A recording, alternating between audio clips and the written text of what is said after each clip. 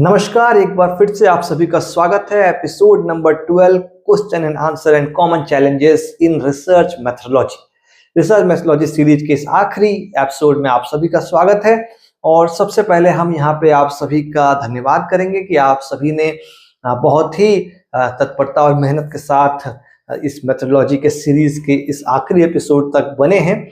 और इससे यकीनन यह समझ में आ रहा है कि निस्संदेह आप रिसर्च मेथोडोलॉजी की जो ये सीरीज की यात्रा है इससे थोड़ा बहुत तो आपको ज्ञानवर्धन हो ही रहा होगा। और कुछ समस्या हो तो आप हमसे 7004459007 पे कांटेक्ट कर सकते हैं। आप अपने थीसिस को लेकर, अपने रिसर्च पेपर को लेकर, आप एकेडमिया के किसी भी प्रॉब्लम को लेकर, टूल्स डेवलप करने को लेकर, डेटा कलेक्शन को लेकर हम जरूर आपके साथ उस पर बात करेंगे और जो भी नीडफुल होगा जरूर आपके साथ शेयर करेंगे। सबसे पहले हम फ्रिक्वेंटली आस्क्ड क्वेश्चंस को लेंगे, जिसमें कि जनरल क्वेश्चंस को लेंगे कि वो क्या क्या है जो आपको प्रॉब्लम्स दे रहे हैं और क्या क्या है जो आपने पूछे हैं। तो पहला आपका सवाल जैसे कि how do I narrow down my research topic. तो इसका सिंपल सा ये जवाब है कि आंसर है कि आपको स्टार्ट करना है एक ब्रॉड टर्म में, देन फोकस करना है गैप्स पे या लिटरेचर पे या फिर जो अनसॉल्व या अनरिजॉल्व्ड क्वेश्चन है उस पर। इससे नैरो डाउन हो पाएगा। इन्वायरमेंट एक बड़ा है, उसमें आपको एक टॉपिक लेना है, क्वालिटी इंडेक्स ऑफ एयर या फिर कुछ और। दूसरा, यूज करना है कॉन्सेप्ट मैप को टू मैप और कनेक्ट आइडियाज। अलाइन करना है टॉपिक को with your interest and available resources. Interest के साथ साथ ये भी देखना है कि रिसोर्सेज अवेलेबल हैं क्या काम करने के लिए, ठीक है। दूसरा, how long should a literature review take. हाँ, इसका आंसर ये होगा दोस्तों, सवाल अच्छा है कि depends on the complexity of the topic and the amount of existing research. अब आपका जो टॉपिक है वो कितना नॉर्मल है, कितना कॉम्प्लेक्स है और उससे रिलेटेड कितने डेटा अवेलेबल हैं। वहां पे आपको फिर डिटेल में ये जाना होगा कि आप जो सर्च करना चाह रहे हो किस टाइम फ्रेम में करना चाह रहे हैं। डेटा बहुत सारा है तो कितने टाइम फ्रेम का आपको डेटा लेना है वो आपको डिपेंड करना है। दूसरा, एलोकेट करना है 2 से 4 वीक्स फॉर थ्रू रीडिंग, कह सकते हैं ऑर्गेनाइजिंग एंड समराइजिंग। उसके बाद टिप के रूप में अगर मैं आपको बताऊं तो यूज करना है reference management tools like Zotero, Mendeley या फिर वर्ड में आप करना चाह रहे हैं तो वर्ड में, जिससे आपको पता रहेगा कि हाँ आपने कितना किया है और कहाँ कहाँ से किया है। तीसरा, how do I manage the time effectively during a research project. इसका जो आंसर है दोस्तों वो है कि ब्रेक करना है टास्क को स्मॉलर एंड मैनेजेबल स्टेप्स में। टाइम फ्रेम जो बनाया जाता है सिनॉप्सिस में वो इसीलिए बनाया जाता है। यूज करना है टूल्स लाइक गैंट चार्ट्स और ट्रेलो फॉर प्लानिंग। इससे आप बहुत अच्छे तरीके से प्लानिंग कर सकते हैं। ये ध्यान रखिएगा, GANTT चार्ट और TRELLO, ये प्लानिंग के लिए आपको बहुत हेल्प करेगा आपके रिसर्च में, ठीक है।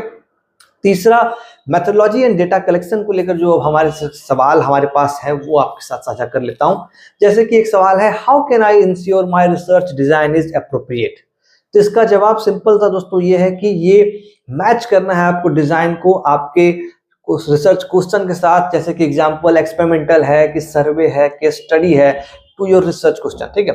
कंसल्ट करना है एग्जिस्टिंग स्टडीज फॉर रेफरेंसेस। जो अदर स्टडीज हुए हैं उसमें देखना है उसमें क्या टूल्स है, उसमें क्या डिजाइन लिया हुआ है। जैसे एग्जांपल और मैं दूं आप यहाँ पे, तो मान लीजिए आपको कोई एक्सपेरिमेंटल आप रिसर्च कर रहे हैं और उसमें आपको ये देखना है कि सर्वे चाहिए या नहीं चाहिए, डिस्क्रिप्टिव करना है नहीं करना चाहिए। दूसरा सवाल इसमें है कि what if participants drop out during data collection, ठीक है। इसका जवाब दोस्तों ये है कि आपको प्लान करना है for larger sample size to compensate for potential drop outs.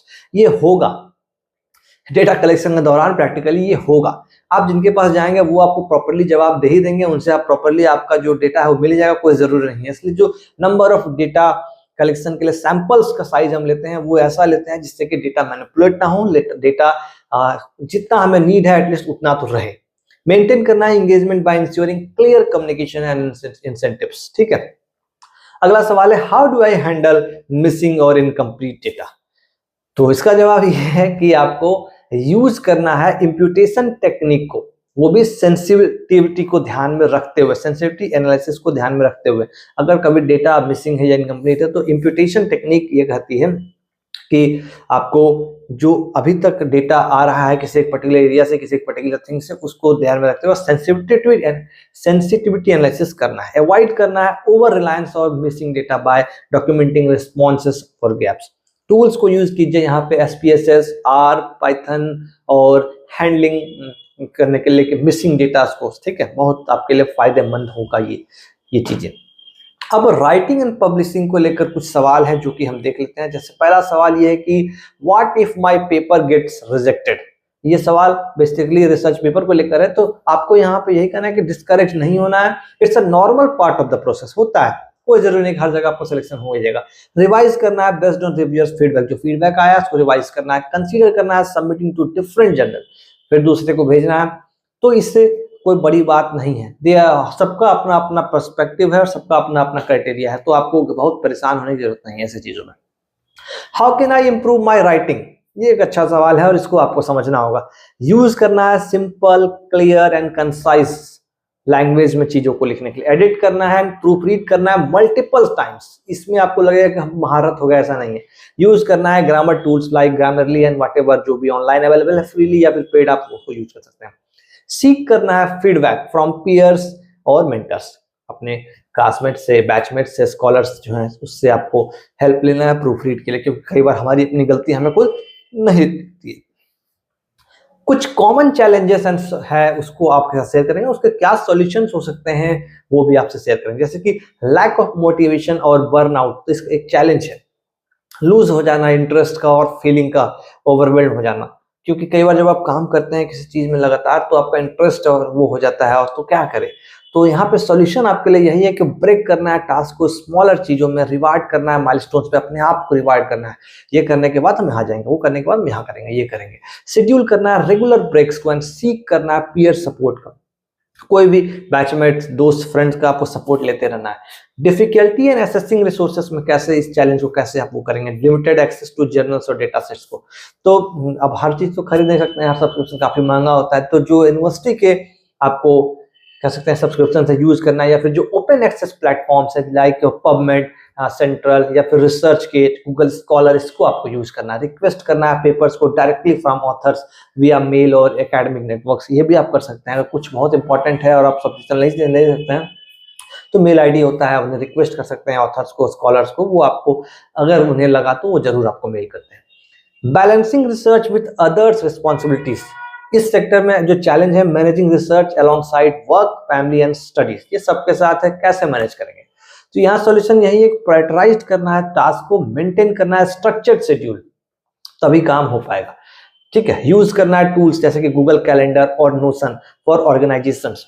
अगर टाइम फ्रेम नहीं रखेंगे तो ये भागता चला जाएगा, कल करेंगे कल करेंगे कल करेंगे, कभी कल आता ही नहीं है, या कल किसने देखा। ठीक है, हैंडलिंग फीडबैक्स एंड क्रिटिसिज्म में चैलेंज ये है कि receive critical feedback from reviewers और पीयर्स में क्या होगा।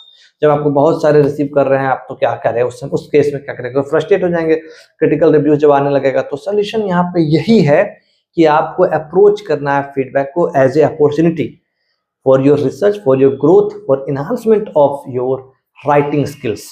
इसमें नेगेटिव में नहीं जाना है। ठीक है, जो चेंजेस के लिए आ रहा है और नीडफुल है उसको करना है, सीख करना है क्लैरिफिकेशन को। इफ कमेंट्स आर अनक्लियर अगर है तो और डिटेल में आपको उनसे पूछना है, रिस्पॉन्ड करना है रिस्पेक्टफुली एंड रिवाइज करना है accordingly, because you are not a perfect and no one is perfect, no one are perfect. ठीक है, प्रैक्टिकल एक्टिविटी अब आपके साथ एट लास्ट दोस्तों यही है कि जो कॉमन चैलेंजेस हैं और जो अभी तक का पूरा आपके साथ जो रिसर्च मेथोडोलॉजी की जो यात्रा चली है, ये आपको अगर लगता है इंपॉर्टेंट है तो इसको रिवाइज कीजिए, इसको स्टडी कीजिए। इस पर और डीप में आपको अगर डुबकी लगानी है तो आप हमसे भी शेयर कर सकते हैं। बाकी गूगल और इंटरनेट और सोशल मीडिया और बुक्स कई सारे अवेलेबल हैं जहां पे आप अपने नॉलेज को इन्हांस कर सकते हैं। तो आप सभी किससे अब इजाजत लेते हैं।